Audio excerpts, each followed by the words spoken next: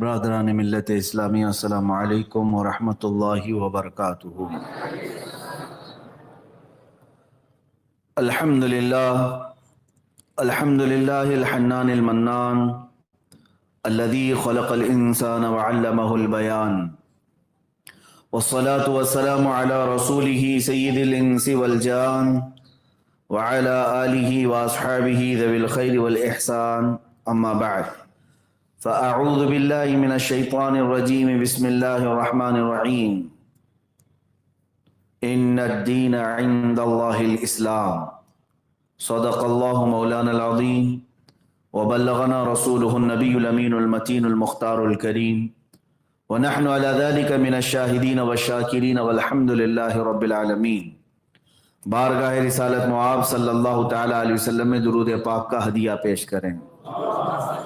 اللہم صلی علی سیدنا و مولانا محمد معدن الجود والکرم وآلہ واصحابہ الکرام وابنہ الکریم وبارک وسلم صلاة دائمتا سرمدا ابدا۔ ستیزہ کار رہا ہے ازل سے تا امروز، ستیزہ کار رہا ہے ازل سے تا امروز، شرار بو لہبی سے چراغ مصطفی۔ میرے عزیزو، جب سے دنیا وجود میں آئی، اللہ عز و جل نے انسانوں کی نسل کو یہاں پر آباد فرمایا، اس وقت سے لے کر دو جماعتیں ہمیشہ اس زمین پر رہی، ایک حق جماعت اور ایک باطل جماعت، اور ان دونوں جماعتوں میں ٹکراؤ بھی ہوتا رہا، ہمیشہ ٹکراؤ ہوتا رہا۔ ظاہر سی بات ہے، دن اور رات مل نہیں سکتے، سفید اور کالا ایک نہیں ہو سکتے، اسی طرح حق اور باطل دونوں ایک نہیں ہو سکتے۔ اور اقبال نے جو کہا ستیزہ کار رہا ہے ازل سے تا امروز، جس کا مطلب یہی ہے کہ لڑتا رہا ہے، معرکے کرتا رہا ہے حق اور باطل، کب سے؟ ازل سے لے کر آج تک دو چیزیں لڑتی رہی ہیں، شرار بو لہبی سے چراغ مصطفی۔ ابو لہب کی شرارتیں ایک طرف، مصطفیٰ کریم صلی اللہ علیہ وسلم کی محبت کی روشنی ایک طرف۔ میرے عزیزو، اللہ عز و جل نے قرآن میں یہ فرمایا، وَقُلْ جَاءَ الْحَقُّ وَزَهَقَ الْبَاطِلُ۔ اے محبوب، آپ فرما دیں حق آ گیا اور باطل مٹ گیا۔ ان الباطل کان زہوقا، بے شک باطل کو تو مٹنا ہی تھا۔ ٹکراؤ تو ہوتا رہے گا، مقابلہ ہوتا رہے گا، لیکن ایک بات یاد رکھیں، تھوڑی دیر کے لیے، تھوڑے دنوں کے لیے حق کو ستایا جا سکتا ہے، پریشان کیا جا سکتا ہے، لیکن حق کو ختم کبھی نہیں کیا جا سکتا۔ اور آیتیں اگر میں آپ کے سامنے تلاوت کروں، رب تعالیٰ ارشاد فرماتا ہے، یریدون لیطفئوا نور اللہ بافواہہم، لوگ یہ چاہتے ہیں کہ اپنے منہ کے پھونک سے اللہ کے چراغ کو بجھا دیں۔ اللہ کا چراغ یہ دین اسلام ہے، مصطفیٰ کریم صلی اللہ علیہ وسلم کی ذات ہے، اور اللہ تعالیٰ فرماتا ہے واللہ متم نورہ، اللہ تو اپنے نور کو مکمل کر کے رہے گا۔ کسی کے منہ کے پھونک سے بجھایا جانے والا یہ چراغ نہیں ہے۔ ہاں، اہل حق ہمیشہ ان تمام باتوں سے پریشان تو ہوتے رہے ہیں، لیکن کبھی بھی ختم نہیں ہوئے۔ اس روئے زمین پر اہل حق ہمیشہ رہے اور قیامت تک رہیں گے۔ باطل اپنی پوری طاقتوں کے ساتھ آتا ہے، قوت جمع کرتا ہے اور ٹکراتا بھی ہے۔ بظاہر لوگوں کو ایسا لگتا بھی ہے کہ اب یہ حق جماعت ہمیشہ کے لیے ختم ہو جائے گی، لیکن ایسا کبھی نہیں ہوتا، ایسا کبھی نہیں ہوتا۔ اس کے پیچھے کیا راز ہے؟ میرے عزیزو، سیدھی سی بات یہ ہے کہ یہ دین اسلام جو حق جماعت ہے، اس کی ڈور اللہ رب العزت نے اپنے ذمے میں لی ہے، اور باطل جماعتوں کو اللہ تعالیٰ نے شیطان کے حوالے کیا ہے۔ تو شیطان کا رحمان سے کیا مقابلہ ہو سکتا ہے؟ اور اگر شیطان اپنی پوری شرارتوں کے ساتھ، طاقتوں کے ساتھ آ بھی جائے تو تھوڑے دنوں کے لیے وہ لوگوں کو پریشان کر سکتا ہے، لیکن ہمیشہ ایسا نہیں ہوگا۔ اب میں تاریخ کے اعتبار سے آپ کو بتاؤں، حق و باطل کی جنگیں ہوتی رہی، لڑتے رہے۔ اس میں آدم علیہ السلام کے بیٹوں کے درمیان جو شروعات ہوئی، وہاں پہ بھی دو جماعتیں تھی، ایک حق پر اور ایک باطل پر۔ ان کے بعد حضرت نوح علیہ السلام کا زمانہ آیا، تب بھی کفر و شرک عام ہوا۔ نوح علیہ السلام کے ساتھ ایمان والوں کی ایک مختصر سی جماعت تھی۔ مختصر سی جماعت کا مطلب بھی یہ ہے کہ 950 سال آپ نے تبلیغ فرمائی، 80 لوگ ایمان والے تھے، 80 لوگ ایمان والے تھے، باقی اکثریت پورے کفر و شرک میں، حتیٰ کہ نوح علیہ السلام کی بیوی کافرہ تھی، بیٹا کافر ہوا۔ لیکن کیا حضرت نوح علیہ السلام کی اس دعوت کو ختم کر دیا گیا؟ کئی مرتبہ ایسا ہوتا کہ ان کی بیوی خود انہیں گرفتار کر کے اوباشوں کے ہاتھ میں دے دیتی اور وہ حضرت نوح علیہ السلام کو زد و کوب کرتے۔ کئی مرتبہ آپ پر انہوں نے سخت ترین حملے کیے، زخمی کیا۔ ان سالوں میں بہت مرتبہ نوح علیہ السلام آزمائش سے گزرے، لیکن وہ وقت بھی آیا جب حق و باطل کا فیصلہ ہونا تھا۔ اللہ رب العزت کی بارگاہ میں نوح علیہ السلام نے دعا کی، فدعا ربہ انی مغلوب فانتصر۔ انہوں نے دعا کی اپنے رب سے کہ اللہ مجھ پر یہ غلبہ پا رہے ہیں، یہ بڑھتے جا رہے ہیں، تو مدد نازل فرما۔ ففتحنا ابواب السماء بماء منہمر۔ اللہ تعالیٰ فرماتا ہے پھر ہم نے آسمان کے سارے دروازے کھول دیے پانی کے لیے، اور ایسا پانی برسایا۔ وَفَجَّرْنَا الْأَرْضَ عُيُونًا فَالْتَقَى الْمَاءُ عَلَى أَمْرٍ قَدْ قُدِرَ۔ اللہ فرماتا ہے آسمانوں کے دروازے بھی کھول دیے اور زمینوں کو بھی پھاڑ دیا، یہاں سے بھی سوتے نکلے۔ اتنا پانی آیا کہ دنیا میں کوئی پہاڑ بھی باقی نہیں رہا، سب غرق ہو چکے تھے۔ اب اللہ رب العزت کو جنہیں بچانا ہے انہی کو بچاتا ہے۔ وہی 80 لوگ ایمان والے جو حق جماعت میں تھے، وہ صحیح سلامت اس طوفان نوح سے نکل آئے۔ کئی دنوں کے بعد اس کشتی سے جب باہر آئے تو اس دنیا میں جو باقی تھے وہ صرف ایمان والے ہی باقی تھے۔ اس طرح کے حالات ہوتے رہے، حق اور باطل کا ٹکراؤ۔ آپ کو پھر تاریخ میں لے جاؤں تو سیدنا ابراہیم علیہ الصلوۃ والتسلیم کے ساتھ بھی حق اور باطل کا ہی تو ٹکراؤ تھا۔ باطل کتنی طاقت جمع کرتا ہے میں آپ کو بتاؤں، کتنی طاقت اور قوت۔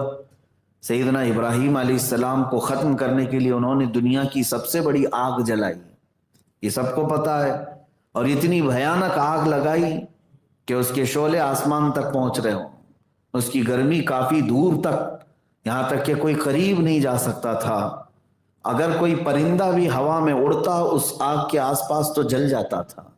اتنی بھیانک آگ لگائی صرف حضرت ابراہیم علیہ السلام کو اس میں جھونکنے کے لیے، پھر منجنیق بنا کر کے مشین جس کے ذریعے سے حضرت ابراہیم علیہ السلام کو انہوں نے ڈال دیا۔ یہی باطل سمجھتا ہے ہر زمانے میں کہ حق کو ہم نے سرے سے ختم کر دیا، اس کو آگ میں جھونک دیا، آگ میں ڈال دیا۔ ایسا نہیں ہے، حق اگر تنہا بھی ہو تو اللہ اس کے ساتھ ہے۔ ابراہیم علیہ السلام کو ادھر آگ میں ڈالا گیا، فوراً رب ذوالجلال نے جبرائیل امین کو بھیجا۔ حضرت جبرائیل علیہ السلام سب سے زیادہ تیز دنیا میں جو آئے ہیں، وہ 3 وقت پر، 3 وقت ایسے ہیں جس میں حضرت جبرائیل علیہ السلام سب سے تیزی سے دنیا میں اترے۔ ان میں سے ایک وقت جب حضرت یوسف علیہ السلام کو ان کے بھائیوں نے کنویں میں ڈالا تھا، اور دوسرا وقت حضرت اسماعیل علیہ السلام کی گردن پر جب حضرت ابراہیم نے چھری رکھ دی تھی، اور تیسرا وقت یہ ہے جب حضرت ابراہیم علیہ السلام کو باطل جماعت نے آگ میں جھونک دیا تھا، تو آگ میں آپ کے گرنے سے قبل حضرت جبرائیل آ گئے۔ اور اب دیکھیں جو حق جماعت پر ہو اس کا بچنا اور اس کا صحیح سلامت نکلنا کس بنیاد پر ہوتا ہے، اس کے اندر کون سی طاقت ہوتی ہے، اسی بات پر میں آج گفتگو کروں گا۔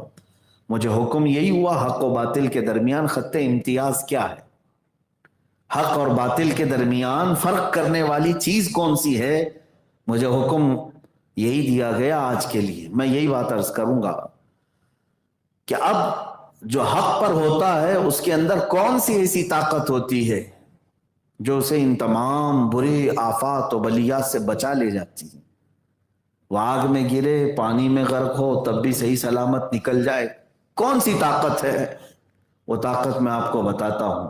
جبرائیل امین آئے، پوچھا الک حاجت یا خلیل اللہ، اے اللہ کے خلیل کوئی حاجت ہے تو بتا دے، مجھے اللہ نے بھیجا ہے۔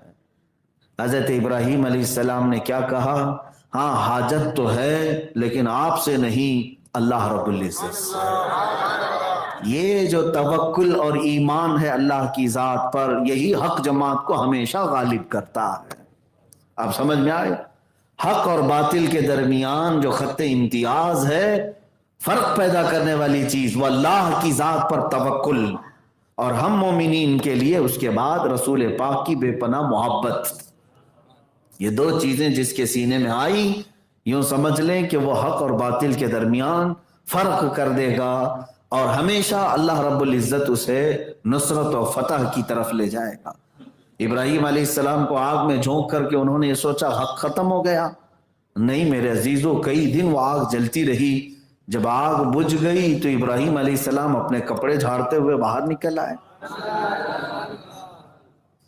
کچھ نہیں ہوا، اس لیے کہ اللہ رب العزت کے حکم سے ہی اس کائنات میں ہوتا ہے جو کچھ بھی ہوتا ہے۔ جو کچھ بھی ہو وہ اللہ رب العزت کے حکم سے ہوگا۔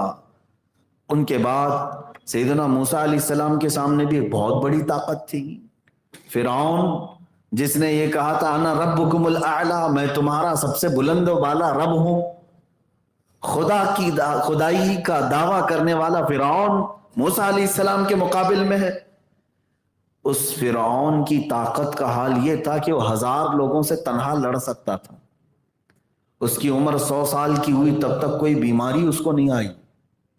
تو یہ تمام چیزیں اسے غرور پیدا کر چکی تھی کہ میں کبھی بیمار نہیں ہوتا، اور طاقت میں سب سے زیادہ، جسے چاہتا مارتا تھا، جسے چاہتا چھوڑتا تھا۔ تو اس غلبہ غرور میں اس نے خدائی کا دعویٰ بھی کیا۔ طاقت و قوت کا حال یہ تھا کہ لاکھوں فوج اس کو سجدہ کرتی تھی۔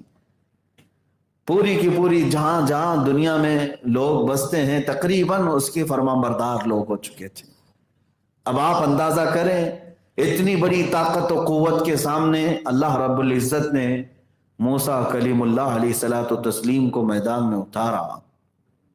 سیدنا موسیٰ علیہ الصلوۃ والتسلیم جب فرعون کے مقابل میں آئے تو حضرت موسیٰ علیہ السلام کے پاس کون سی بڑی جماعت تھی؟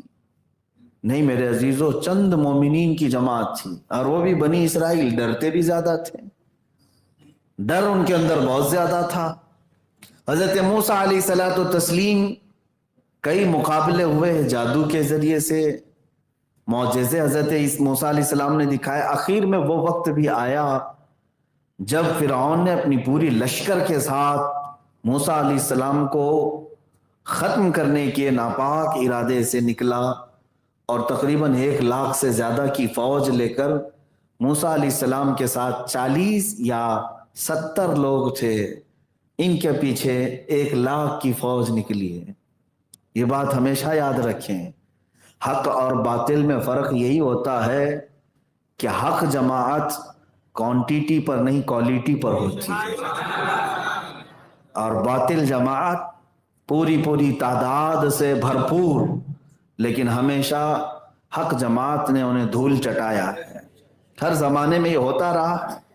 کبھی کبھار اللہ رب العزت نے اس جماعت کو اگر شکست دیا ہے تو وہ بھی کسی نہ کسی حکمت کی وجہ سے، کسی نہ کسی مصلحت کی بنیاد پر۔ حضرت موسیٰ علیہ السلام کا پیچھا کیا، ایک جگہ ایسی آ گئی کہ سامنے سمندر ہے اور پیچھے فرعون کا لشکر ہے، 1 لاکھ کی فوج اس کے ساتھ، اور ادھر بڑا سمندر، بیچ میں تنہا ہے موسیٰ علیہ السلام۔ اب اس حق جماعت کو کون بچاتا ہے؟ کون اس حق اور باطل کے درمیان فیصلہ فرماتا ہے؟ تب بھی موسیٰ کلیم اللہ علیہ الصلوۃ والتسلیم جس خاص صفت سے نوازے گئے تھے وہ تو صفت ہے اللہ کی ذات پر توکل۔ 40 اور 70 کے قریب مومنین کو لے کر نہ گھبرانا کس سے؟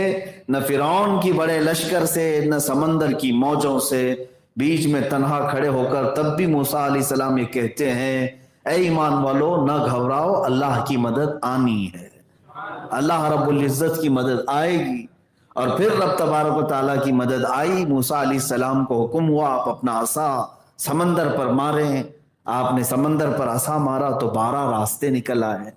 آپ ان راستوں پر چلتے ہوئے دوسرے جانب نکل گئے۔ فرعون اور اس کے لشکریوں نے دیکھا کہ ہم بھی اسی طرح سے نکل جائیں گے، یہ سوکھے راستے ہیں۔ فرعون نے اپنے لشکریوں کو ان راستوں پر ڈالا تو اللہ تعالیٰ فرماتا ہے فَغَشِيَهُم مِّنَ الْيَمِّ مَا غَشِيَهُم، تو اللہ نے حکم فرمایا سمندر کو جیسا تھا ویسے ہی ہو جا اپنی موجوں کے ساتھ۔ تو سمندر نے انہیں ایسا ڈھانک لیا کہ کوئی انہیں دیکھ نہ سکا۔ فرعون کا غرور، اس کا تکبر، اس کا گھمنڈ اور طاقت ہمیشہ کے لیے اس پانی کے نیچے دب گیا، ختم ہو گیا۔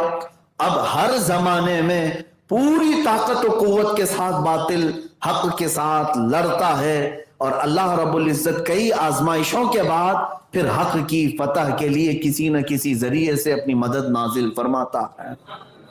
میرے عزیزو، میں چند مثالوں کے بعد اب عرض کروں گا ہمارے زمانے میں حق اور باطل کا ٹکراؤ کیسے ہے اور خط امتیاز کیا چیز ہو سکتی ہے۔ تاریخ کے جھروکوں سے میں آپ کے سامنے بات رکھ رہا ہوں۔ موسیٰ علیہ السلام کے زمانے کے بعد پھر یہ لڑائیاں حق اور باطل کی چلتی رہی ہیں۔ وہ زمانہ بھی آیا جب مکہ مکرمہ میں حضرت عبد المطلب خانہ کعبہ کے متولی تھے، خانہ کعبہ کے وہ ذمہ دار تھے۔ اس زمانے کی بات جب رسول پاک صلی اللہ تعالیٰ علیہ وسلم کا ورود مسعود ابھی مکہ مکرمہ میں نہیں ہوا تھا، آپ کی ولادت پاک ابھی نہیں ہوئی تھی۔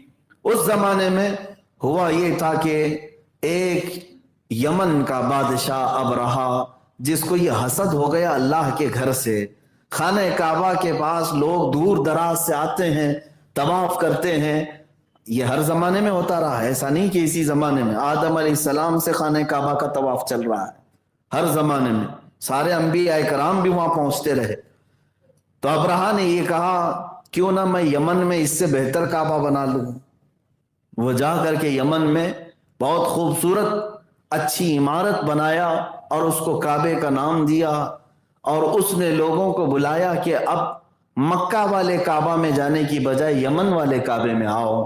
حسد کی بنیاد پر اس نے ایک دوسرا کعبہ بنا ڈالا۔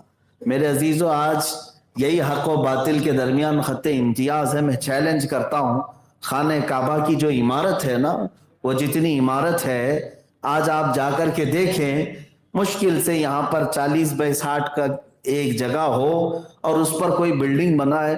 میرے اندازے کے مطابق ہمارے ہاں بلڈنگ بنانے میں جتنا خرچہ آتا ہے اس سے بھی کم خرچہ آئے گا ایک 4 کونے والی عمارت بنانے میں۔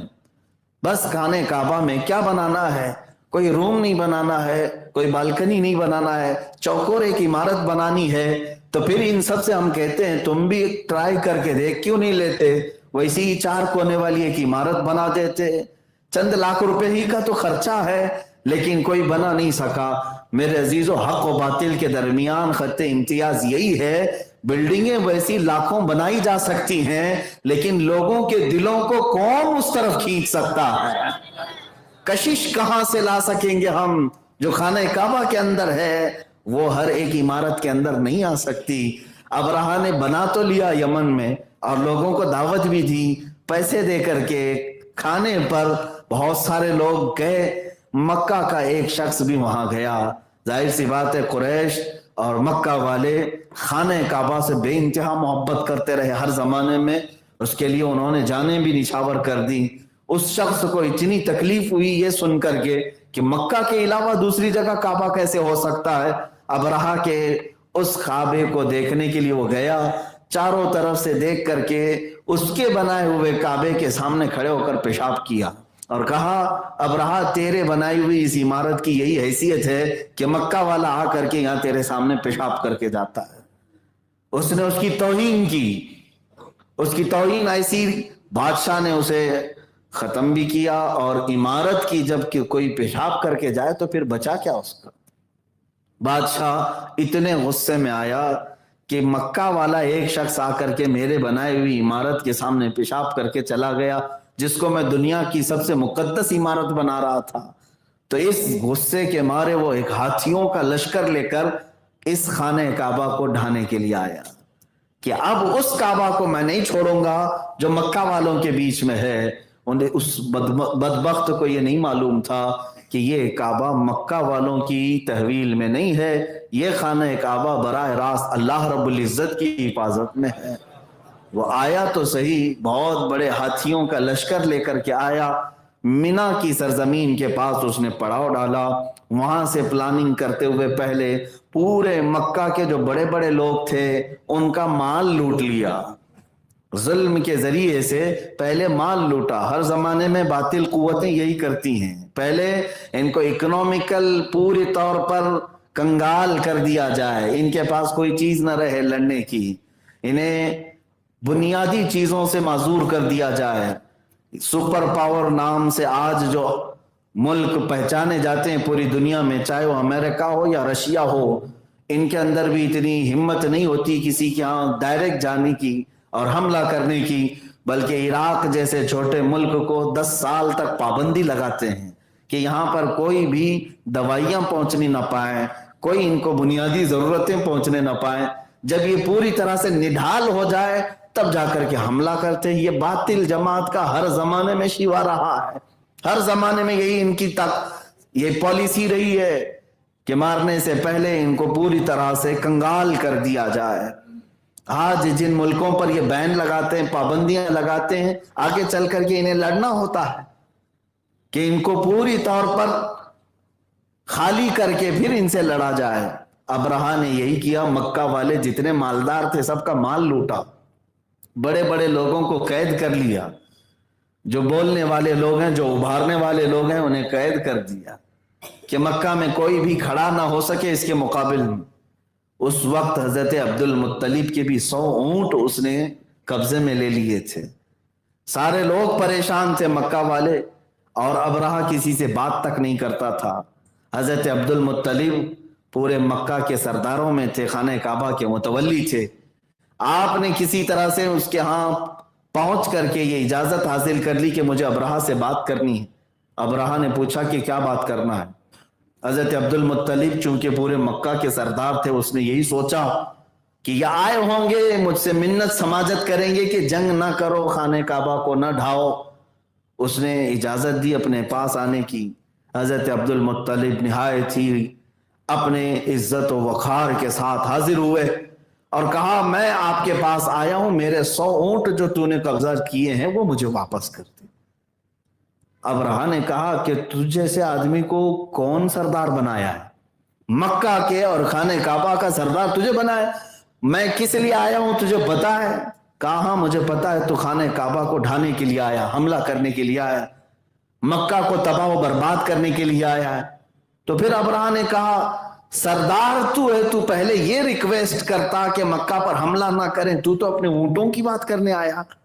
حضرت عبد المطلب نے فرمایا کہ ابرہا اونٹوں کا مالک میں ہوں، وہ میری ملکیت میں ہے، خانہ کعبہ کا مالک جو ہے وہ تجھے دیکھ لے گا۔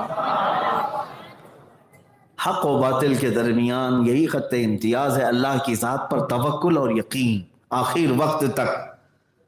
ابرہا نے انہیں ان کے اونٹ واپس کیے اور واپس چلے گئے۔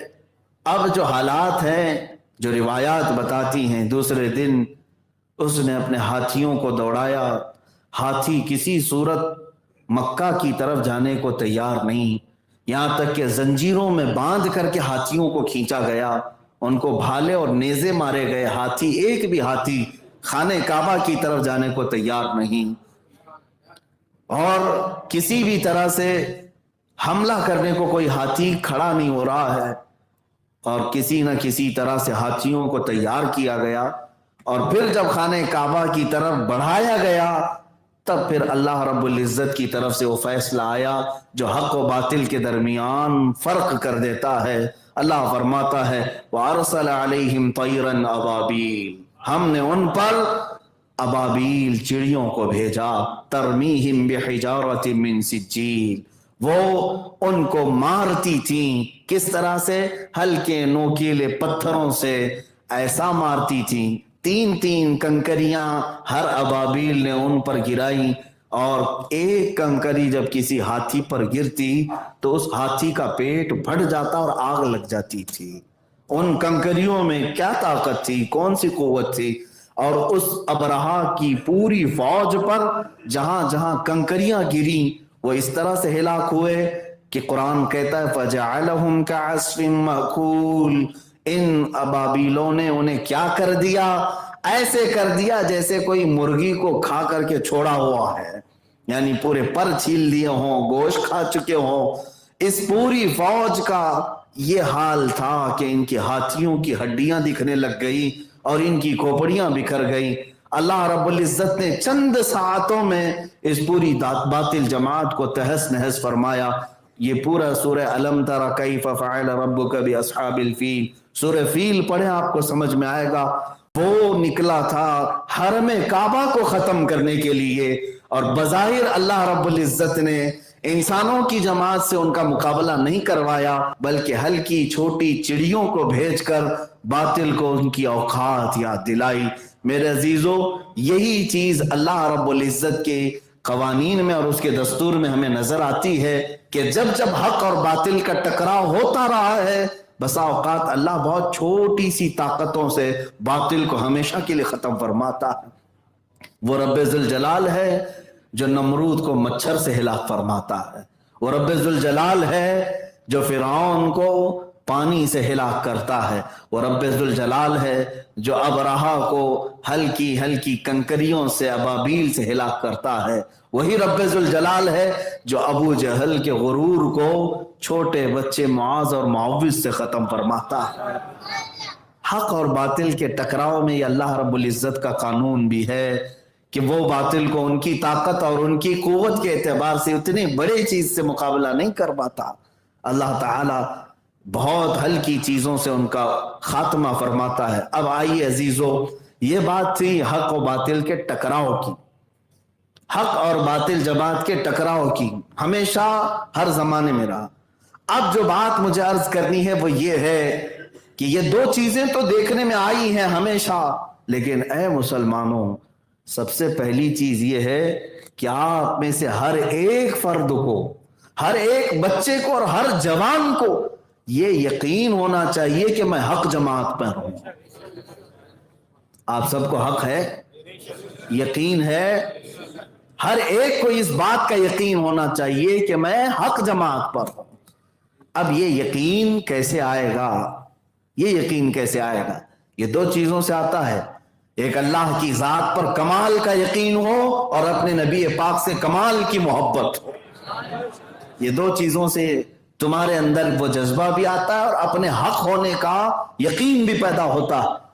دنیا تمہیں ڈگمگاتی ہے، شیطان کا حربہ کیا ہے جانتے ہیں؟ شیطان سب سے پہلے شک ڈالتا ہے دماغ میں کہ پتہ نہیں وہ صحیح ہے کہ یہ صحیح ہے۔ ان بحثوں میں ہر زمانے میں لوگ پڑے رہتے ہیں، آج بھی ہے۔ انٹرنیٹ پر جو سب سے زیادہ مناظرے چلتے رہتے ہیں، فیس بک والے مناظر، واٹس ایپ والے جو مناظر ہیں، بڑے بڑے مناظر اعظم بیٹھے ہوئے ہیں، ان کے جو کٹے پر بیٹھ کر کے مناظرے ہوتے رہتے ہیں، رات میں نکڑ پہ بیٹھ کر کے، ان سب میں یہی بحثیں ہوتی ہیں، کون حق پر ہے کون باطل پر ہے، اور یہ شیطان کے اعلیٰ کار بن جاتے ہیں، شیطان کا ذریعہ بن جاتے ہیں۔ میں اہل حق کی بات نہیں کر رہا ہوں جو مناظرہ کرتے ہیں، الحمدللہ اللہ نے ان کو غیر سے قوت بھی عطا فرمائی، وہ مناظرہ کرتے ہیں تو حق کا اظہار کرنے کے لیے۔ باقی میں ان لوگوں کو کہہ رہا ہوں جو کسان ہیں اور سرجری کرنے کی بات کرتے ہیں، میں ان لوگوں سے کہہ رہا ہوں میاں بیمار ہے کوئی آدمی، پیٹ میں درد ہو رہا ہے، آپریشن کروانے کے لیے ڈاکٹر کے پاس جائے گا کہ کسان کے پاس جائے گا؟ اور یہاں اکثر ایسا ہی ہے کہ کسان پھاوڑا اور کدالی لے کر آپریشن کو تیار بیٹھے ہوئے ہیں، ہر کوئی کہہ رہا ہے کہ ہم بھی جو ہے حکم لگا سکتے ہیں. میرے عزیزو یہ جن کا حق ہے ان کو دے دیا جائے. میں جو بات عرض کر رہا ہوں وہ یہ ہے کہ شک پیدا کرتا ہے شیطان، دماغ میں وسوسے ڈالتا ہے. پتہ نہیں وہ بھی کہہ رہے ہیں ایسا ہے، یہ بھی کہہ رہے ہیں ایسا ہے. جب تک تمہارے دل میں یہ یقین نہیں آئے گا کہ میں الحمدللہ حق پر ہوں، اسلام ہی حق ہے. قرآن کہتا ہے ان الدین عند اللہ الاسلام، بے شک اللہ کے نزدیک دین اسلام ہی ہے. بے شک اللہ کے نزدیک دین اسلام ہی ہے. اب آئیے، آپ کو یقین جو بڑھنا چاہیے وہ دو چیزوں سے آتا ہے: اللہ کی ذات پر توکل اور رسول پاک کی ذات سے بے پناہ محبت. یہ دو چیزیں لے لو. ہم سے اگر کوئی چیز نصیحت میں حاصل کر سکتے ہو تو یہ دو چیزیں لے لو. آج حالات ایسے ہیں میرے عزیزوں، میں خود بھی آپ سب سے یہ کہوں گا، اس کے پیچھے جانے سے بہتر ہے کہ اللہ رب العزت تمہارے لیے کوئی ایسی چیز نہیں ہے کہ جو معلوم نہ ہو، بلکہ بچپن سے تم نے لا الہ الا اللہ پڑھا ہے. اور ہر مسلمان کو اتنا یقین ہے کہ اللہ ہے، رب ذوالجلال ہے. تو اللہ تبارک و تعالیٰ کی ذات پر یقین کرتے چلے جاؤ. اور حضور صلی اللہ علیہ وسلم کے بارے میں بھی اب کسی کو شک نہیں ہے کہ میرے نبی کونین صلی اللہ تعالیٰ علیہ وسلم کیسے تھے. تقریباً ہر مسلمان جانتا. تو حضور سے محبت کرنا، یہ دو چیزیں تمہاری زندگی میں اگر آ گئیں، باقی سب سے تم صرف نظر کر لو، اپنی آنکھیں پھیر لو. دنیا میں دوسروں کے ساتھ کیا کیا ہو رہا ہے، ان تمام چیزوں سے تم صرف نظر کر لو. دو چیزوں کی تمہارے لیے آج بھی ضرورت ہے جو تمہیں یقین کے درجے کو پہنچاتی ہیں، اور یہی حق جماعت کا امتیاز ہے، حق جماعت کا وصف خاص ہے. اللہ کی ذات پر توکل اور رسول پاک سے بے پناہ محبت. آپ کو میں بتاتا ہوں، سیدنا خالد بن ولید رضی اللہ تعالیٰ ایک جگہ گئے ہیں، ایک علاقے میں عیسائیوں سے آپ کا مقابلہ ہے. حق پر ہونے کا یقین کیسا ہونا چاہیے؟ عیسائیوں سے مقابلہ ہے، اور کئی جگہوں پر ایسا ہوا ہے کہ مقابلے جو ہے صرف تلواروں سے نہیں ہوئے. کئی علاقے ایسے بھی آئے ہیں صحابہ کے ساتھ کہ کبھی علمی مقابلہ ہوا، کبھی زبانی مقابلہ ہوا، کبھی تلواروں کا مقابلہ ہوا، کبھی کسی اور طریقے سے بھی ہوا. جو میں مقابلہ آپ کو بتانے جا رہا ہوں وہ آج کے حالات سے اور مجھے جس طرح سے لوگ ابھی پہچانتے ہیں اس سے ریلیٹڈ چیز ہے. حضرت خالد بن ولید جب پہنچے تو عیسائیوں نے کیا کہا جانتے ہیں؟ کہا کہ اے خالد، ہم آپ سے تلواروں سے نہیں لڑیں گے، ایک چیز سے ہم فیصلہ کر لیتے ہیں. ایک نہایت ہی خطرناک قسم کا زہر لایا. زہر لا کر کے عیسائیوں نے سامنے رکھا. کہا کہ ہم دونوں میں سے آگے بڑھتے ہیں، جو حق جماعت پر ہوگا وہ اس کو بغیر کسی خطرے کے پی جائے گا، اس کو پی جائے گا. حضرت خالد بن ولید نے نہ ادھر دیکھا نہ ادھر دیکھا، سیدھے آگے بڑھ گئے. باطل چیلنج تو کرتا ہے، مقابلہ کرتے کی بات تو کرتا ہے، لیکن سامنے کبھی نہیں آتا. یہ تاریخ رہی ہے، حدیث پاک میں موجود. پیش تو انہوں نے کیا، زہر بھی لائے اور زہر بھی رکھا گیا. اور جب عیسائی سامنے آئے تو انہوں نے یہی سوچا کہ میاں یہ سب باتیں ایسی ہیں، ڈرانے کے لیے کہا جاتا ہے. جیسے بعض لوگ کہتے ہیں نا کہ اگر تو مجھے ہرا دے گا تو 1 کروڑ کی کار دے دوں گا. کہہ دینے کی باتیں الگ ہوتی ہیں. بعض لوگ یہ سمجھتے ہیں کہ یہ ایسے ہی کہہ دیتے ہیں، لیکن وہ صحابہ تھے جو کہتے تھے وہ کرتے بھی تھے. جب عیسائیوں نے مقابلے کی بات کی، اور یہ مقابلہ مباہلہ کہلاتا ہے، حضرت خالد بن ولید سامنے بڑھے، اس زہر کی شیشی کو اٹھایا اور اپنے منہ سے لگا لیا. فرمایا گیا کہ اس زہر کی شیشی تو دور کی بات، اس زہر سے اگر کسی کا ہاتھ لگ جائے، انگلی لگ جائے تو پوری جسم کی چمڑی نکل سکتی تھی. اتنا خطرناک قسم کا زہر کہ اگر ایک بوند چلا جائے تو اس کی انتڑیاں پھٹ جائیں. وہ پوری شیشی حضرت خالد بن ولید نے اٹھا کر پی، اور اس کے بعد ان عیسائیوں سے کہا اب تمہاری باری ہے، تم میں سے کوئی آ سکتا ہے. وہ سارے کرسیاں چھوڑ کر بھاگ نکلے. یہی ہے حق اور باطل کا معرکہ. خط امتیاز جو ہے حضرت خالد بن ولید سے لوگوں نے یہ کہا کہ آپ کو ڈر نہیں لگا، آپ کو خوف نہیں ہوا، اتنا خطرناک قسم کا زہر آپ نے پی لیا؟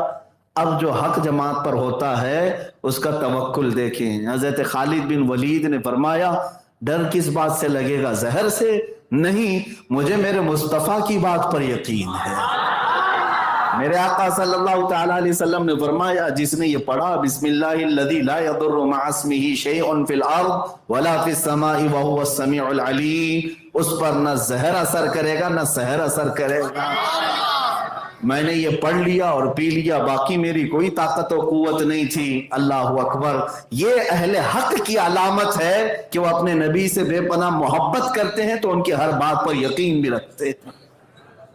عزیزان گرامی وقار، یہ باطل اور حق کے معرکے اور مقابلے بہت تاریخ میں ہیں، لیکن الحمدللہ جو زمین پر قائم رہنے والی جماعت ہے وہ اہل حق کی ہی ہے، اہل حق کی ہے۔ حق بسا اوقات ایسا بھی ہوا کہ مقابلوں میں ہمارے سر بھی گئے، ہمارے جسم بھی گئے، لیکن اہل حق نے اس کو کبھی بھی عیب نہیں سمجھا، عیب نہیں سمجھا۔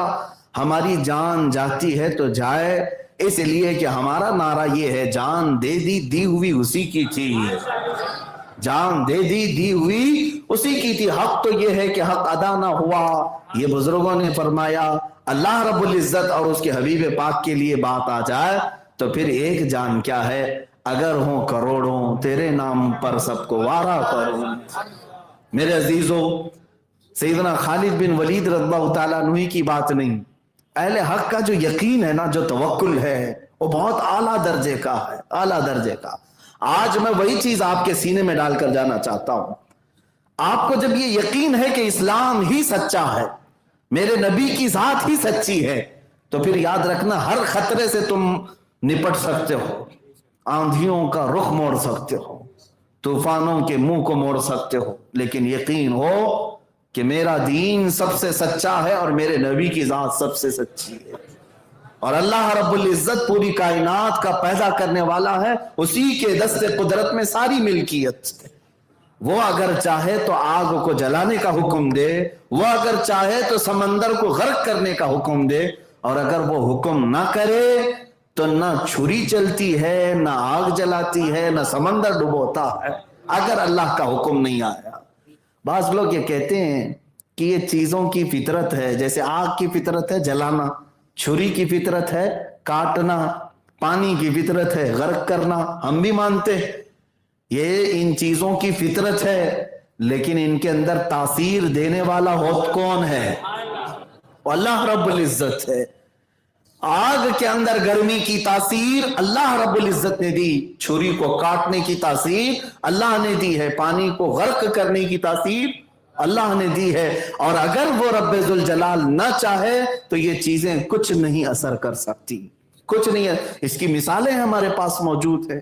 اب آئے میں آپ کو بتاؤں، وہ تو زہر انہوں نے پی لیا سیدنا خالد بن ولید، اور پھر اس کے بعد ایک دو نہیں کئی سال تک باحیات رہے۔ زہر ایسے پیا جیسے شربت پیا، اور نہ ان کے جسم پر کوئی اثر آیا اور نہ ہی کوئی خطرہ کبھی لاحق ہوا۔ حضرت خالد بن ولید کا یہ معاملہ تھا۔ ان کے زمانے کے بعد ایسے مقابلے اور مباہلے حق و باطل کے درمیان ہوتے رہے، لیکن اللہ تبارک و تعالیٰ نے ہمیشہ حق کو فتح عطا فرمائی۔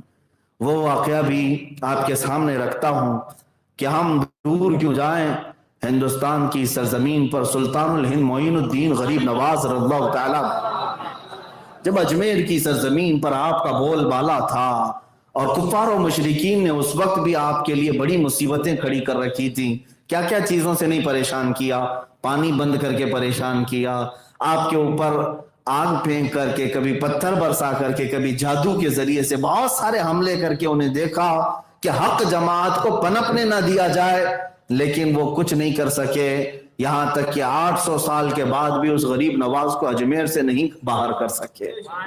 الحمدللہ سرکار غریب نواز رضی اللہ تعالیٰ عنہ کو اللہ تعالیٰ نے حق کا سفیر بنا کر کے بھیجا، اور میرے مصطفیٰ کریم صلی اللہ علیہ وسلم کی محبتوں کا امین بنا کر بھیجا۔ آپ کے ساتھ بھی ایک معاملہ ایسا پیش آیا کہ آپ گزر رہے تھے اور آگ کے پجاری आग जला करके हवन कर रहे थे। हाँ, बाज लोगों के नजदीक ये अग्नि पूजा भी तो है और वो आग को अपना देवता भी समझते हैं, माँ भी समझते हैं, और क्या क्या समझते हैं वल्लाहु आलम। आग को भी अपना देवता समझते हैं कि ठीक है, आग भी हमारा खुदा है। खुदा अपने बंदे से मोहब्बत ना करे तो फिर कौन करे? हमारा तो अकीदा यही है कि हमारा खुदा हमें पालता है, अकीदा यही है। वो रब ही है जो हमारी सारी जरूरतें पूरी करता है। और जिन लोगों ने आग को खुदा कहा, हमारा सवाल यही है कि ये खुदा तुमसे मोहब्बत क्यों नहीं करता?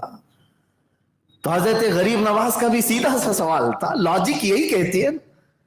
आग की पूजा करते हुए बैठे हैं, काफी देर से हवन चल रहा है, तो उस पंडित के सामने हजरत गरीब नवाज ने ये कहा कि ये खुदा है तुम्हारा, कितने साल बरसों से ये जल रहा है, इसको बुझने नहीं दिया, हमने बुझने नहीं दिया, रात भी दिन भी ये जारी ही रहती आग।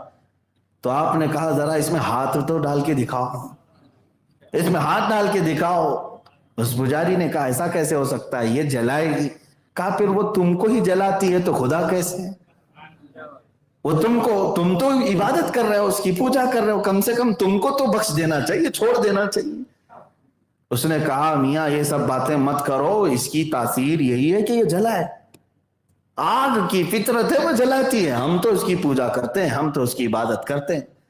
हजरत गरीब नवाज रज़ियल्लाहु ताला अन्हु ने फरमाया फिर ये कैसा खुदा है जो तुम पर भी रहम नहीं करता? मेरा खुदा तो मुझ पर रहम फरमाता है, मेरा रब मुझ पर रहम फरमाता है। मैं भूखा हूं तो खिलाता है, मैं कमजोर हूं तो ताकत देता है। हमारा यकीन यही है, अल्लाह रब्बुल इज्जत है। मैं बीमार हूं तो सेहत वो देता है, मैं अगर अंधा हूं तो मुझे उजाले वो देता है।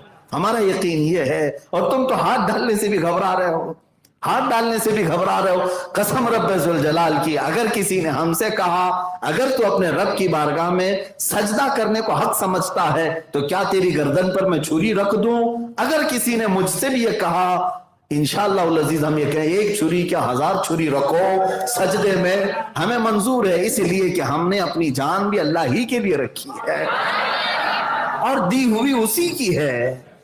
तो आग अगर खुदा है तो उसी में अगर हाथ डाल करके जल जाने में क्या फर्क पड़ता? लेकिन डर भी था, खौफ भी था उन्हें। और उसके बाद कहा ये दुर्वेश आया है, फकीर आया है, मंतिकी बातें और फलसफी बातों से हमारे पुजारियों को बहका रहा है। उस पंडित ने कहा अच्छा, तुम जो इस तरह से फलसफी बातें मंतिकी बातें करके हमारे लोगों को गुमराह कर रहे हो, तो क्या तुम्हारा यकीन नहीं है कि आग जलाएगी? आग नहीं जलाएगी? हजरत गरीब नवाज ने कहा अगर मेरा मौला न चाहे तो नहीं जलाएगी, मेरा रब नहीं चाहे तो नहीं जलाएगी, तेरा तो डायरेक्ट खुदा यही है। तो उसने कहा कि तुम हाथ डाल करके दिखाओ। उस पुजारी ने कहा तुम हाथ डाल करके दिखाओ। हजरत गरीब नवाज रज़ियल्लाहु ताला अन्हु ने हाथ क्या, वो पंडित जो अग्नि हवन कर रहा था उसकी गोद में एक 1.5 साल या 2 साल का बच्चा था, उस बच्चे को उठा लिया और हाथ नहीं बल्कि खुद चल के उसमें चले गए, चल के चले गए, अंदर चले गए, और बच्चा भी गया पंडित का और गरीब नवाज भी चले गए। अब यहां पर शोर मच गया। ये आग काफी बड़ी होती थी और एक हॉल में जलाई जाती थी जिसकी पूजा होती थी। तो वो चीखते चिल्लाते लोगों को जमा किया कि ये जो मुसलमान आया है गया तो गया, मेरे बच्चे को भी ले गया। और आग में पता नहीं क्या हुआ, नजर भी नहीं आ रहा है अंदर। लोग इधर उधर से सब जमा हुए, कई पंडित आए, कई लोग आए। अब खुदा को या तो बुझाना पड़ेगा या तो फिर कोई दूसरा उसमें दाखिल होकर उसे निकालना पड़ेगा, दूसरा तो आएगा नहीं। काफी देर के बाद जब लोग जमा हुए, 1-2 घंटे नहीं घंटे गुजर गए, हजरत सरकार गरीब नवाज अपने दामन को झाड़ते हुए उस आग से बाहर तशरीफ लाए और उसके बच्चे को उसकी गोद में दिया। उसने देखा उसकी पेशानी भी ठंडी है, बच्चे का जिस्म भी ठंडा है, आग की गर्मी तक नहीं लगी, जलना तो दूर की बात आग की गर्मी नहीं लगी। उस पुजारी ने बच्चे को अपने सीने से लगाया। मेरे अजीजों, उस वक्त मौजूद जो लोग थे उन्होंने कहा अब हमें यकीन हुआ कि वो खुदा सच्चा है जिसका गरीब नवाज इबादत करता है, जिसको मोइनुद्दीन इबादत करता है।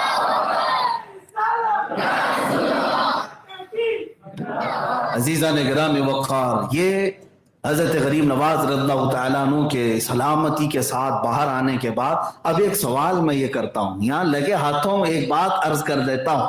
حق و باطل کے درمیان معرکہ ہوا، مقابلہ ہوا، اور جب امتحان کی بات آئی تو اللہ نے فتح ہمیشہ اہل حق کو عطا فرمائی، اہل حق کو عطا فرمائی۔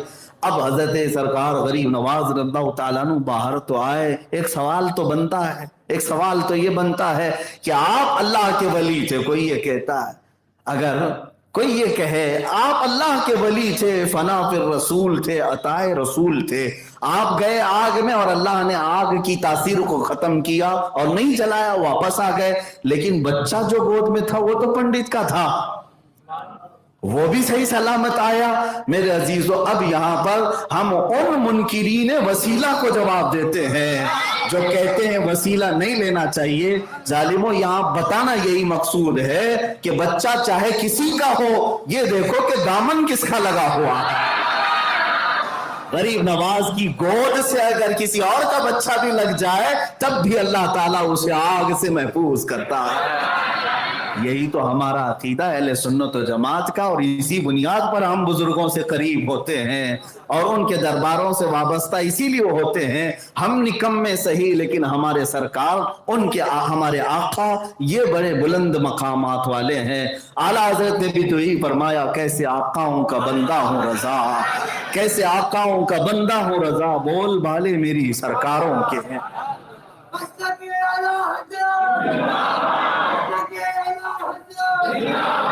حق و باطل کے درمیان معرکہ ہوتا رہا اور اہل حق کو اللہ تعالیٰ نے فتح ہمیشہ عطا فرمائی۔ میرے عزیزو، سرکار غریب نواز رضی اللہ تعالیٰ عنہ کے اس واقعے کے بعد اور کئی مثالیں ایسی موجود ہیں، لیکن ایک بات یاد رکھنا، ہمیشہ اہل حق کو اللہ نے جو سربلند کیا، ان کے اندر جو وصف تھا، جو خاصیت تھی، وہ اللہ کی ذات پر توکل، اللہ کی ذات پر یقین اور مصطفیٰ کریم صلی اللہ علیہ وسلم سے بے پناہ محبت۔ یہ دو چیزیں جس کے سینے میں آئیں، سمجھ لو کہ وہ بندہ ہمیشہ اللہ تعالیٰ کے حفظ و امان میں ہے، اللہ کے حفظ و امان میں ہے۔ پوری دنیا چاہے تو کچھ نہیں کر سکتی، اور اگر اللہ نے اس کے مقدر میں کچھ لکھا ہے تو وہ ہو کر رہے گا۔ ایک توکل اور ایک یقین اور بھی بتا دوں، یہ مسلمانوں کی فوج ہے، سب سے پہلی مرتبہ یورپ کی سرزمین پر اترنے جا رہی ہے۔ عرب میں اسلام تھا، یورپ میں آنا تھا، ایشیا سے یورپ ایک دوسرے بر اعظم میں جا رہا ہے، ایک دوسرے انٹر کانٹیننٹل میں جا رہا ہے۔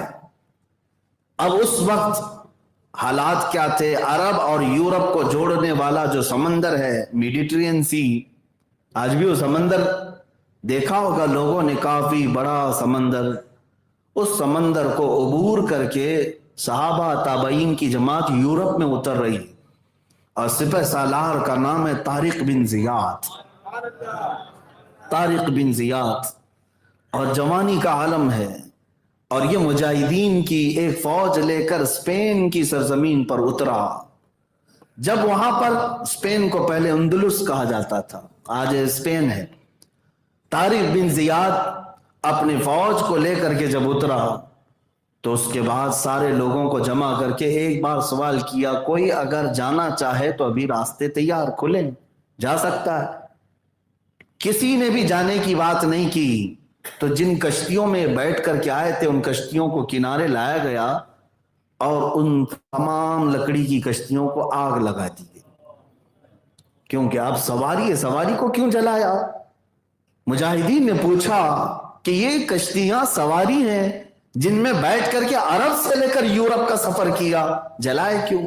یہی اہل حق کی علامت ہے۔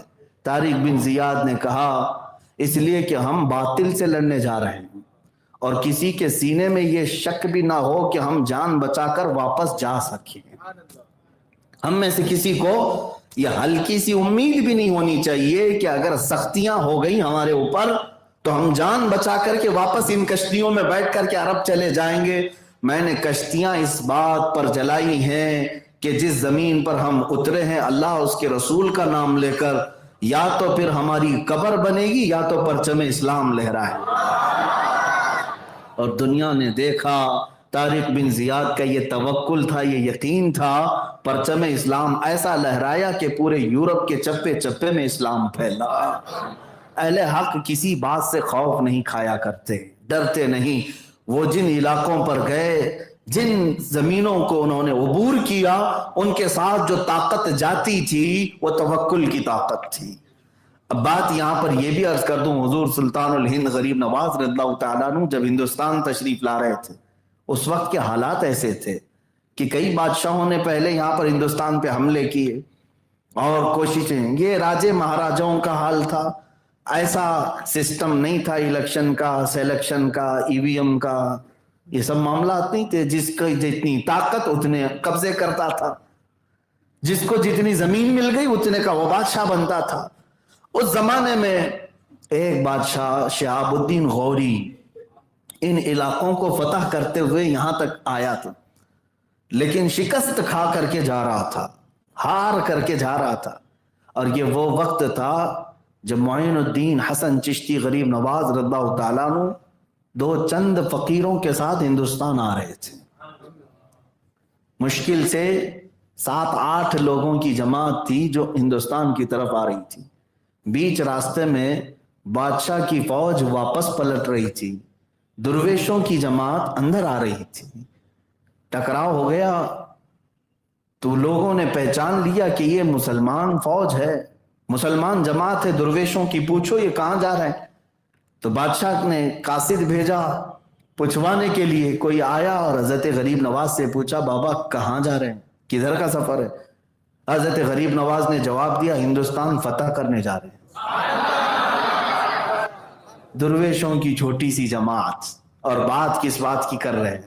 یہی تو توکل اور یقین ہے جس کو اقبال نے کہا تھا، نکل کر کے صحرا سے جس نے الٹ دیا تھا تخت روما کو، نکل کر کے صحرا سے جس نے الٹ دیا تھا تخت روما کو، سنا ہے قدسیوں سے میں نے کہ وہ شیر پھر ہوشیار ہوگا۔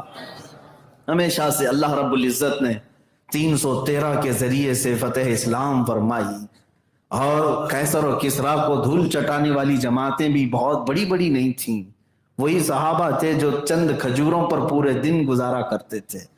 عزیزان گرامی، جب یہ جواب ملا تو یہاں کہکہے لگنے لگے بادشاہ کے ہاں، فوج کے ہاں، کہ یہ دیوانوں کی جماعت ہے اور اتنی بڑی بات کر رہے ہیں۔ اکثر ایسا ہوتا ہے کہ جب کبھی کوئی چھوٹا بڑی بات کرے تو لوگ اس کا مذاق اڑاتے ہیں یہاں پر، لیکن انہوں نے جس کو چھوٹا سمجھا ہوگا وہی در حقیقت پورے ہند کا بادشاہ بھی تھا۔ اس نے کہا کہ آپ نے دیکھا ہماری فوج کو، ہمارے اتنے ہاتھی گھوڑے ساز و سامان، اتنی بڑی فوج لشکریاں، اور ہم شکست کھا کر کے آ رہے ہیں، بڑی طاقتیں وہاں پر موجود ہیں۔ آپ نے جواب بہت ہلکے انداز میں یہ دیا، ہاں فرق یہی ہے شہاب الدین تو گیا تھا ہاتھی گھوڑوں کے بھروسے، معین الدین اللہ کے بھروسے جا رہا ہے۔ یہ توکل اہل حق کو ہمیشہ فتح یاب کرتی ہے، یہ توکل اللہ کی ذات پر یقین اہل حق کو ہمیشہ سر بلند رکھتی ہے۔ عزیزان گرامی وقار، آج بھی میں ایک جملہ دے جاتا ہوں آپ کو جو ہمیشہ تمہارے دلوں کو مطمئن رکھے گا اور حوصلہ بڑھا کر کے رکھے گا۔ وہ دن یاد کرنا جب میرے آقا صلی اللہ تعالی علیہ وسلم کے قتل کا منصوبہ بن گیا اور پورے گھر کا گھیراؤ کر لیا کافروں نے، تلواریں سونت لی۔ ان حالتوں میں میرے آقا صلی اللہ علیہ وسلم کو میرے رب ذوالجلال نے صحیح سلامت ان کے سامنے سے نکالا، کوئی ایک بھی مشرک حضور کو دیکھ نہیں سکا۔ ہجرت کی رات، اور حضرت ابوبکر صدیق کو لے کر میرے آقا مدینے کے راستے نکلے، لیکن درمیانی راستے میں غار ثور میں حضور صلی اللہ علیہ وسلم نے 3 دن تک قیام فرمایا۔ وہ پہاڑ پر اونچے ٹیلے پر ایک غار ہے جس میں 2 لوگ بیٹھ سکتے ہیں، 3 دن تک وہاں قیام ہوا۔ اب میں آپ کو جو بات بتانے جا رہا ہوں، یہ غار ثور کا واقعہ اتنا اہم ہے کہ قرآن میں ذکر ہوا، 10ویں پارے میں اس کا ذکر آ گیا۔ وہ وقت بھی آیا کہ مشرکین پوری جگہوں پر ڈھونڈنا شروع کر دیے حضور صلی اللہ علیہ وسلم اور حضرت ابوبکر کو، ہر کونے پر انہوں نے قاصد بھیج دیے، مکہ کے ہر سرحد پر کہ کس طرف گئے ہیں، اور وہ قدموں کے نشان دیکھتے دیکھتے دیکھتے غار ثور تک بھی پہنچ گئے۔ غار ثور یعنی وہ پہاڑ کی اونچائی 5000 فٹ اونچی ہے، چڑھ کر کے اگر آئیں تو 8 دن تک پٹھے درد کرتے ہیں آج بھی۔ میرے عزیزو غار ثور تک پہنچ گئے اور حضرت ابوبکر صدیق فرماتے ہیں مجھے ان مشرکین کے پیر نظر آنے لگے، ان کی آہٹ بھی محسوس ہو گئی، یہاں تک قریب آ گئے، یہ 2 لوگ ہیں اور وہ ایک پوری جماعت آئی ہے اور بری نیت سے آئے ہیں، گرفتار کریں گے، قید کریں گے، ماریں گے، کچھ بھی کر سکتے ہیں۔ اللہ تبارک و تعالیٰ کو جب حفاظت فرمانا ہے تو حفاظت کسی بھی انداز سے کرتا ہے۔ روایتیں بتاتی ہیں کہ ایک مکڑی نے جالا بنا اور ایک کبوتری نے انڈے دیے، اور وہ دیکھ کر کے وہ مشرکین یہ سمجھ گئے کہ برسوں سے یہاں کوئی شخص آیا نہیں ہے۔ ایک مکڑی کا جالا، ظاہر سی بات ہے اگر کوئی آیا ہوگا تو یہ جالا ٹوٹ چکا ہوتا، تو وہ وہاں سے الٹے پاؤں واپس ہو رہے تھے، لیکن جو غار کے اندر کا ماحول تھا وہ قرآن نے بیان کیا۔ وہ کیا تھا؟ صدیق اکبر کا دل بے چین ہونے لگا، اپنی جان نہیں مصطفیٰ کی جان، حضور کی ذات کو فکر کرتے ہوئے کہ کہیں کوئی کافر غزل نہ پہنچائے۔ آپ گھبرانے لگے بار بار کہ یہ قریب آ گئے، قریب آ گئے، ان کے پیر نظر آنے لگے۔ تب میرے آقا صلی اللہ علیہ وسلم نے ان کے سینے پر ہاتھ مار کر ایک جملہ فرمایا، وہ جملہ قرآن پاک میں آ گیا ہے۔ میرے آقا صلی اللہ علیہ وسلم نے فرمایا لا تحزن ان اللہ معنا، اے ابو بکر گھبرا مت، اللہ ہمارے ساتھ ہے۔ یہ جملہ ایسا تھا کہ حضرت ابو بکر صدیق فرماتے ہیں پھر اس کے بعد زندگی بھر مجھے کسی چیز سے کبھی خوف نہیں ہوا۔ مسلمانوں یہ جملہ یاد رکھو، جب کبھی کوئی آفت آئے تو یہی کہنا لا تحزن ان اللہ معنا، کوئی گھبراؤ مت۔ اپنے بچوں سے بھی یہی کہنا بچے گھبرانا مت، اللہ ہمارے ساتھ ہے۔ کس کے جو بندے اس کو اکبر کہتے ہوں صبح سے شام تک، کیا اللہ ان کے ساتھ نہیں ہے؟ اللہ کو اکبر کون پکارتا ہے؟ مسلمان پکارتے ہیں۔ اس کے کلام کی تلاوت کون کرتا ہے؟ مسلمان کرتے ہیں۔ اس کی عبادتیں، اس کا رکوع، اس کا سجدہ کون سی جماعت کرتی ہے؟ مسلمان کرتے ہیں۔ اس رب ذوالجلال کے احکام پر آج دنیا میں کون عمل پیرا ہے؟ یہ مسلمان ہے۔ تم خوش نصیب ہو۔ تو کیا اللہ تمہارے ساتھ نہیں ہے؟ اللہ تمہارے ساتھ ہے، لیکن کچھ مصیبتیں آتی ہیں تو یہ ہماری شامت اعمال ہے، ہمارے برے اعمال کی وجہ سے ہے، لیکن پھر بھی ہمیشہ یہ توکل رکھو اللہ ہمارے ساتھ۔ اب حضور پاک کی محبت کی بھی بات، دونوں چیزیں ساتھ میں ہونی چاہیے، اللہ کا توکل اور حضور کی محبت۔ یہی مسلمان اہل حق کے لیے وصف خاص ہے، یہ امتیاز ہے جو تمہیں فرق کرتا ہے دوسری جماعتوں سے۔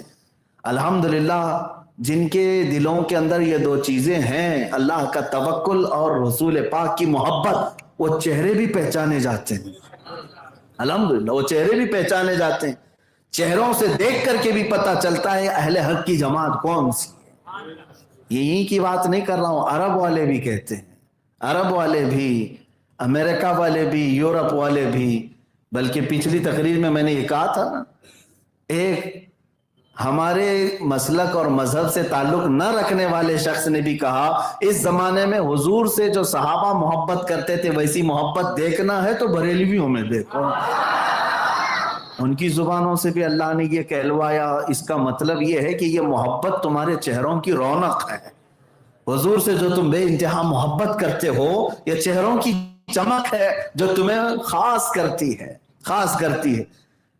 میں عمرے کے سفر میں ایک شخص سے ہماری ملاقات ہوئی جو اہل سنت و جماعت سے نہیں دوسری جماعت سے ہے۔ اپنا ایک دردناک واقعہ پیش کرتے کرتے ایک بات انہوں نے یہ بیان کی تھی جو میں عرض کر رہا ہوں۔ کہا کہ میں اکثر ایسا ہوتا کہ راستے میں جب بھی جاؤں کہیں پر بھی نماز پڑھ لیتا ہوں جو بھی مسجد مل جائے، لیکن مفتی صاحب ایک بات ہے کہ میں مسجد میں جاتے ہی پیچھے سے دیکھ کر کے بھی سمجھ جاتا ہوں کہ ہماری کون سی ہے، ان کی آپ کی کون سی ہے۔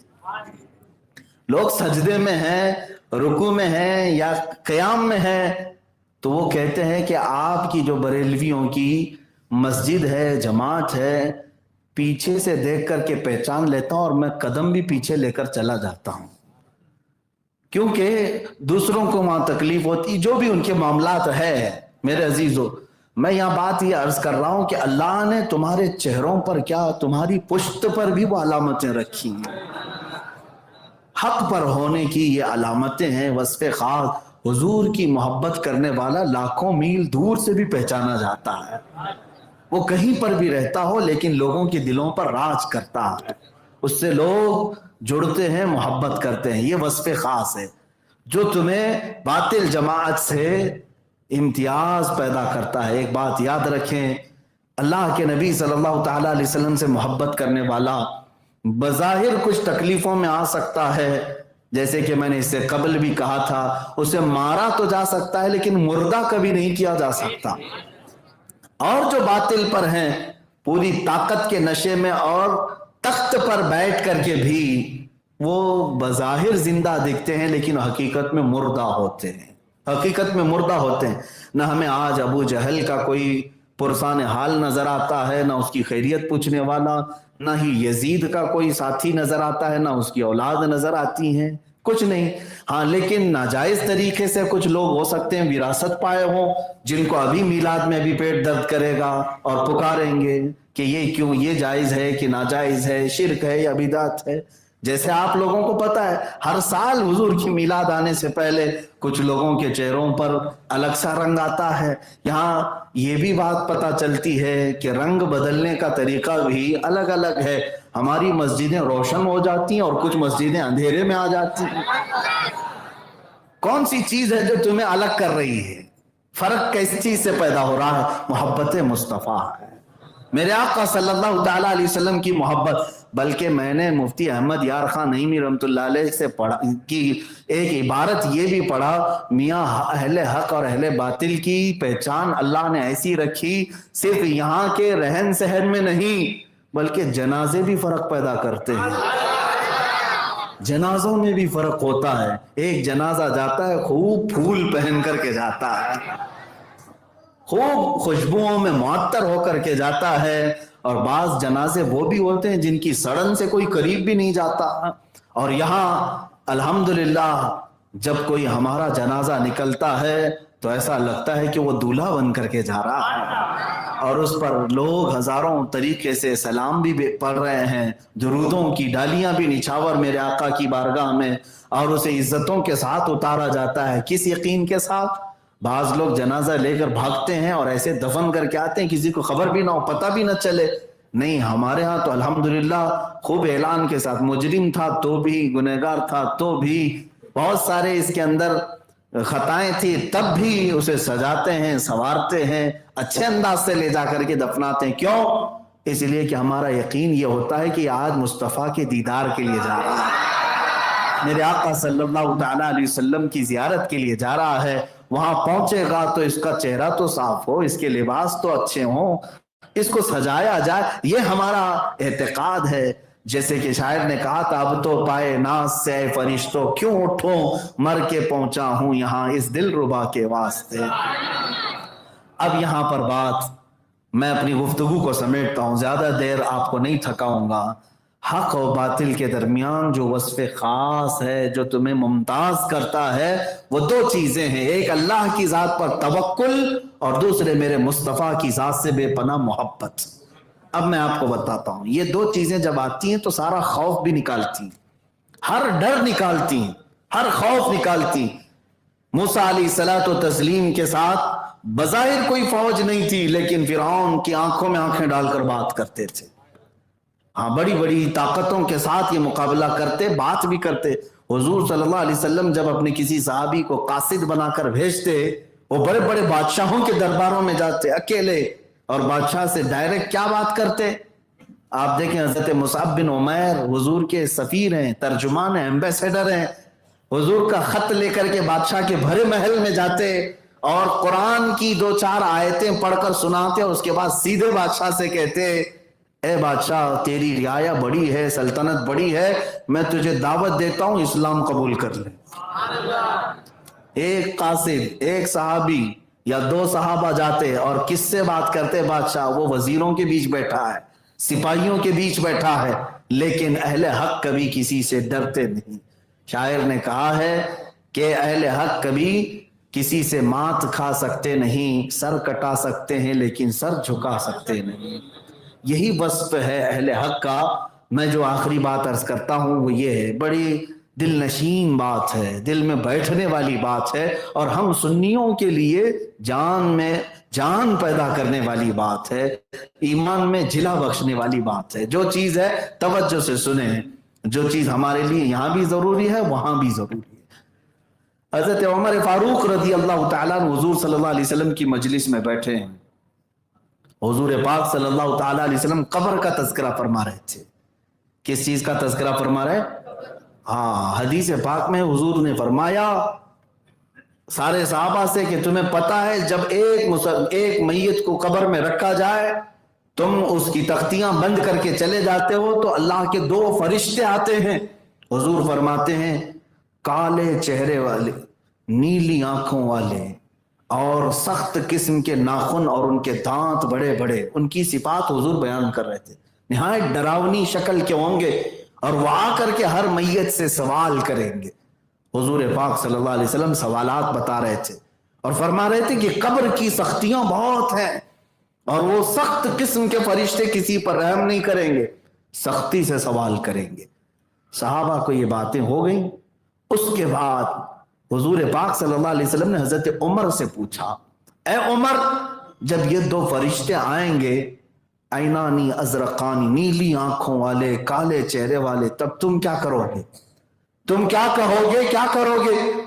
توجہ، حضرت عمر فاروق عرض کرتے یا رسول اللہ صلی اللہ علیہ وسلم، آپ کی بارگاہ میں ایک عریضہ یہ ہے، آج جو میں آپ سے محبت کرتا ہوں، کیا میرے مرنے کے بعد قبر میں یہ محبت باقی رہے گی؟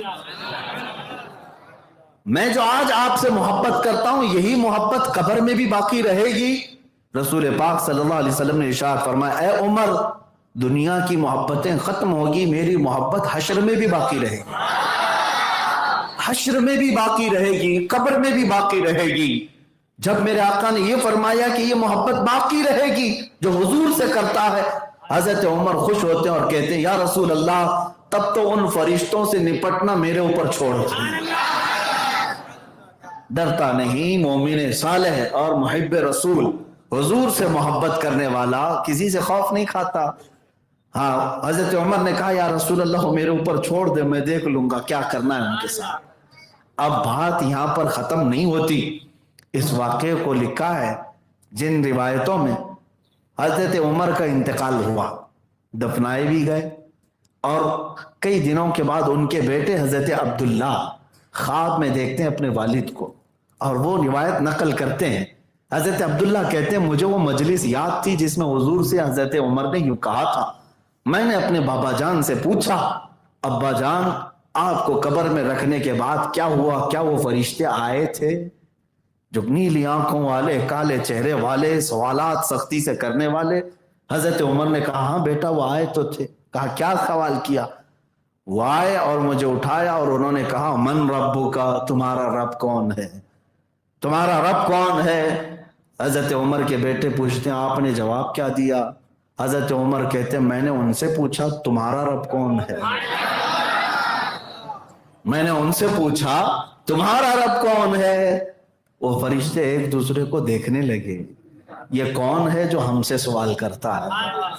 یہ کون ہے جو ہم سے سوال کرتا ہے؟ تب ان فرشتوں میں سے ایک نے کہا چھوڑ دو اس کو، یہ صاحب رسول اللہ ہے۔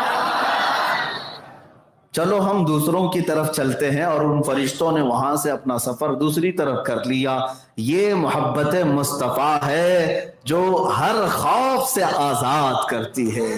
میرے عزیزو، قبر تو قبر ہے، حشر بھی ہمارے لیے اسی امید پر ہے۔ جانتے ہیں ہم کہ جس کے ہم ثناخواں ہیں آج، وہ بھی تو وہاں ہوں گے، جن کے ہم آج محبت کرتے ہیں وہ بھی تو وہاں ہوں گے۔ میرے عزیزو، میں نے دیکھا ہے بعض لوگوں کو جب یہ پتہ چل جائے کہ فلاں محفل کا سرکردہ لیڈر یہ آدمی ہے تو لوگ اس کی آؤ بھگت میں لگ جاتے ہیں کہ ذرا صدر صاحب کون ہے معلوم کر لیں، کیونکہ مین سیٹ پر بیٹھنے کا موقع مل جائے، صدر صاحب کے آگے پیچھے جائیں، 1-2 دن پہلے سے ان سے ملاقات کرتے رہیں، کہیں کوئی بڑی جلسے ہو رہے ہوں نیتا لوگوں کے لیے، خاص طور پر جہاں پر وہ لوگ اس طرح کا سورس لگاتے رہتے کون ہے ارینج کرنے والا، مین آدمی کون ہے، ڈھونڈ ڈھونڈ کر کے لوگ جاتے ہیں. ایک چھوٹی مجلس جو صبح سے شام میں ختم ہوتی ہے اس کے لیے سورس لگائے جاتے ہیں, ٹکٹ کہیں سے مل جائے, کون ہے آدمی جو دینے والا. میرے عزیزو, یہ دنیا کے جلسوں میں اور یہاں کی محفلوں میں سورس لگاتے ہو, اس کو راضی کرنے کی کوشش کرتے ہو, اور تمہیں یہ خبر نہیں ہے پورے محشر کا میدان کس کے لیے سجایا جا رہا ہے. کون ہے وہاں کا دولہا جس کو امام اہل سنت فاضل بریلوی نے فرمایا ہے خلیل و نجی مسیح و صفی سبھی سے کہیں نہ بنی. خلیل و نجی مسیح و صفی سبھی سے کہیں نہ بنی. یہ بے خبری کی خلق پھری کہاں سے کہاں تمہارے لیے. اور میرے عزیزو, اعلیٰ حضرت فاضل بریلوی رضی اللہ تعالیٰ عنہ کے اس فرمان کا دوسرا مفہوم میں یہ بھی عرض کروں کہ ہم جن کے ثنا خواہ ہیں وہ بھی تو وہاں ہوں گے. آج ہم ان سے محبت کریں اس بنیاد پر کہ فقط اتنا سبب ہے انعقاد بزم محشر کا. قیامت کیوں ہے؟ اللہ رب العزت سب کے حساب جانتا ہے. کیا وہ نہیں جانتا کہ کون صحیح ہے کون غلط ہے؟ ہمارے گناہوں کو بھی وہ دیکھ رہا ہے, نیکیوں کو بھی دیکھ رہا ہے. مرنے کے بعد سیدھا اٹھا کر کے نیک لوگوں کو جنت میں ڈال دیتے, بروں کو جہنم میں ڈال دیتے. نہیں, وہاں پر ایک میدان میں کھڑا کیا جا رہا ہے. سب کو ان کا کچا چٹھا کھولنا ہے اور سارے لوگوں کو ان کے اعمال بتانے کا حکم بھی ہے کہ سب کے سامنے پڑھ کر کے سناؤ. یہ سب ہے, حساب کتاب ہے, سفارش چل رہی ہے, شفاعت ہو رہی ہے, یہ سب معاملہ. اے اللہ, تو قادر مطلق ہے, ہر ایک کو جانتا ہے, ہر ایک کو پہچانتا ہے. سیدھے قبر سے اٹھا کر جنت میں ڈال دیتا اور جہنم میں پہنچا دیتا نہیں. جس کے متعلق امام زمن فاضل بریلوی کے برادر گرامی حسن رضا خان رحمۃ اللہ علیہ فرماتے ہیں فقط اتنا سبب ہے انعقاد بزم محشر کا کہ ان کی شان محبوبی دکھائی جانے والی ہے. وہاں یہ دکھایا جائے گا کہ جس کے تم منکر تھے تو آ جاؤ دیکھو. وہاں پر حال یہ ہے, ماں و شما تو دور کی بات ہے, من و تو دور کی بات ہے خلیل اللہ کو بھی حاجت رسول اللہ. وہاں تو حال یہ ہے, صفی اللہ کو بھی حاجت رسول اللہ کی, وہاں نجی اللہ کو بھی حاجت رسول اللہ کی, وہاں روح اللہ کو بھی حاجت رسول اللہ کی, وہاں پر صفی اللہ, صدیق اللہ, خلیفت اللہ, سب کو اگر حاجت ہے تو کس کی؟ رسول اللہ کی. یہ اللہ کی بارگاہ میں بڑا مقام رکھتے. میرے عزیزو, دو چیزیں میں نے آپ کے سامنے رکھی ہیں, ایک اللہ کی ذات پر توکل اور دوسرا میرے مصطفیٰ سے کمال کی محبت. جب تک یہ دو چیزیں تمہارے اندر نہیں آتی ڈر اور خوف بھی سمایا رہے گا, اور یہ دو چیزیں جس کے سینے میں آ گئی تو پھر وہ ببانگے دوہل کہے گا, وہ پورے دنیا کو یہ کہے گا اب اس کی قیمت لگانے والا بھی کوئی نہیں ہوگا اور اسے خریدنے والا بھی کوئی نہیں ہوگا. اس لیے کہ وہ بات کرے گا تو طوفانوں کو چیرنے کی بات کرے گا, وہ زمینوں کو فتح کرنے کی بات کرے گا, وہ آسمانوں پر پرچم لہرانے کی بات کرے گا. وہ غلام مصطفیٰ یقین سے بھرا ہوگا تب ہی وہ اتنی بڑی بات کرے گا. اور ہلکی پھلکی باتیں جس کے سینے میں ہو, ہاں ہمارے نبی تو ہیں, معاذ اللہ کوئی یہ کہے کہ بڑے بھائی کی طرح ہے, نعوذ باللہ, وہ لوگ تو ایسے ہی رہیں گے سڑتے ہوئے کہ ان کو یہ لگے گا ارے ابھی کوئی مار نہ دے, کوئی ختم نہ کر دے, اور ہم امن کی بات کرتے ہیں, ہم فساد نہیں کرتے, انہی چیزوں میں رہ جائیں گے. لیکن جو محبت رسول میں فنا ہو اور میرے مصطفیٰ کے بارے میں یوں کہے بخدا خدا کا یہی ہے در, جو رسول پاک کے لیے یہ کہتا ہو بخدا خدا کا یہی ہے در, نہیں اور کوئی مفر مکر, جو وہاں سے ہو یہی آ کے ہو, جو یہاں نہیں تو وہاں نہیں. حضور پاک صلی اللہ تعالیٰ علیہ وسلم کے لیے جو اتنا یقین رکھتا ہو تب پھر وہ کسی بات سے خوف نہیں کرتا. ہم نے دیکھا ہے شہزادہ اعلیٰ حضرت مفتی اعظم ہند رضی اللہ تعالیٰ عنہ, ان کا اپنے بریلی شریف میں بیٹھ کر کے حکومت وقت سے فیصلے کے طور پر فتویٰ یوں جاری کرنا, پوری حکومت ایک طرف نس بندی کا معاملہ آیا ہے لیکن اعلیٰ حضرت کا شہزادہ ایک طرف, اور فتویٰ نہ بدلا تھا نہ بدلے گا, آج تک اسی فتوے پر قائم بھی ہے.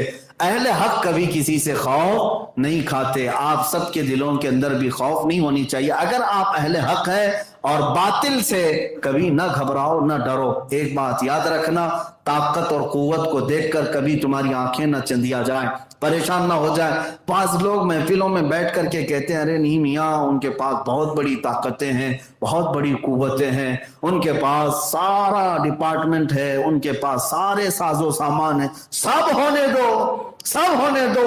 میرے عزیزو، ایمان والے کا توکل یہ ہے اللہ ہمارے ساتھ ہے.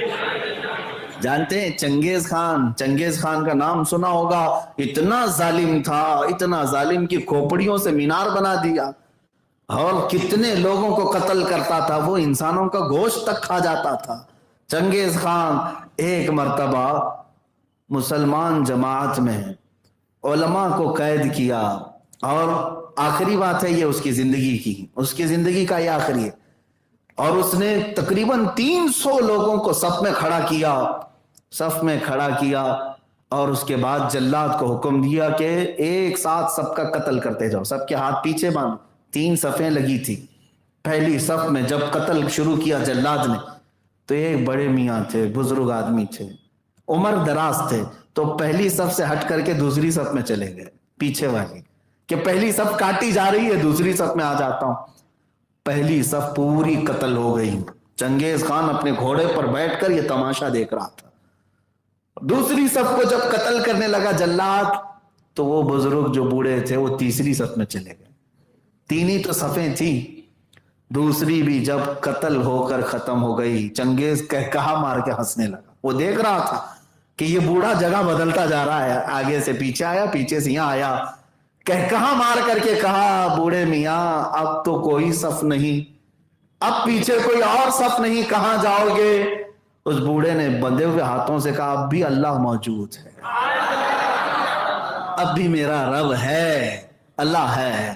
تیسری صف کو جلاد قتل کرنا شروع ہی کیا تھا کہ چنگیز خان کسی چیز سے ایک آلے سے کھیل رہا تھا گھوڑے پر بیٹھ کر.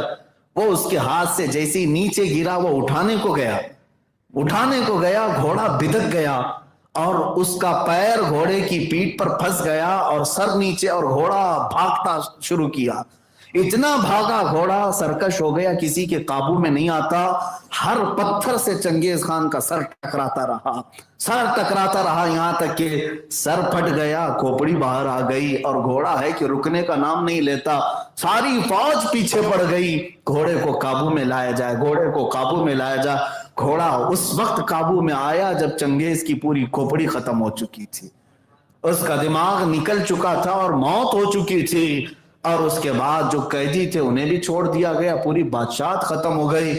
اس بوڑھے میاں نے کہا میرے مولا نے دنیا کو یہ بتایا اللہ آخری وقت تک ہمارے ساتھ ہے، نہ گھبراؤ. اگر گردن پر چھری آئے تب بھی کہنا اب بھی اللہ ہے، پھانسی کا پھندا لگے اس وقت بھی کہنا اب بھی اللہ ہے. ابھی تمہارے ساتھ کچھ ہوا تھوڑی نہ ہے، کچھ نہیں ہوا تو اتنا گھبرانا اور خوف کیوں کرنا؟